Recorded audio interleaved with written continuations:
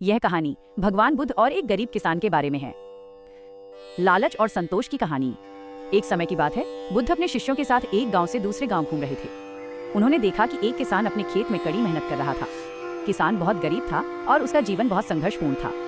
एक दिन बुद्ध उस किसान के पास गए और उससे पूछा, तुम इतनी मेहनत क्यों कर रहे हो? किसान ने उदास होकर जवाब दिया, महाराज, मैं गरीब हूँ। मेरे पास खाने के लिए पर्याप्त अन्न नहीं है, पहनने के लिए अच्छे कपड़े नहीं है और मेरा घर भी बहुत छोटा है। मैं बस ये सब पाने के लिए काम कर रहा हूँ।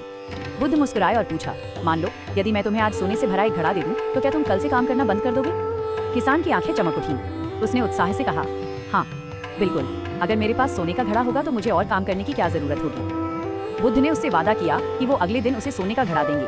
अगले दिन बुद्ध अपने वादे के मुताबिक एक बड़ा चमकता हुआ सोने का घड़ा लेकर किसान के पास पहुंचे। किसान ने खुशी खुशी घड़ा लिया और अपने घर चला गया। पहले तो उसने सोचा कि अब वो आराम करेगा, लेकिन कुछ ही घंटों बाद वो चिंतित हो गया। वो सोचने लगा, ये सोना तो एक दिन खत्म हो जाएगा। मुझे इस सोने से एक बड़ा खेत खरीदना चाहिए। मुझे एक महल जैसा घर बनाना चाहिए। इस लालच में आकर वो तुरंत बाजार गया और घड़े का सारा सोना बेचकर एक बड़ा खेत और कुछ जमीन खरीद ली। अब उसके पास पहले से 10 गुना ज्यादा जमीन थी। अगले दिन बुद्ध फिर से उस खेत के पास से गुजरे और देखा कि किसान पहले से 2 गुनी तेजी से काम कर रहा है। वो पहले से ज्यादा थका हुआ और परेशान लग रहा था। बुद्ध ने आश्चर्य से पूछा, अरे भाई, मैंने तो तुम्हें सोने का घड़ा दिया था, अब तुम पहले से ज्यादा मेहनत क्यों कर रहे हो?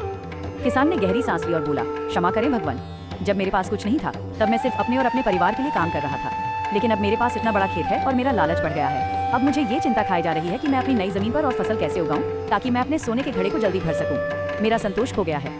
बुद्ध ने शांति से उत्तर दिया, ये लालच की माया है। लालच एक ऐसा कुआं है जो कभी नहीं भरता। जिस दिन तुमने ये तय कर लिया कि जो मेरे पास है वो पर्याप्त है, उसी दिन तुम्हें सोने के घड़े से ज्यादा बड़ा धन मिल जाएगा। संतोष ही सबसे बड़ा धन है। ये सुनकर किसान को अपनी गलती का एहसास हुआ।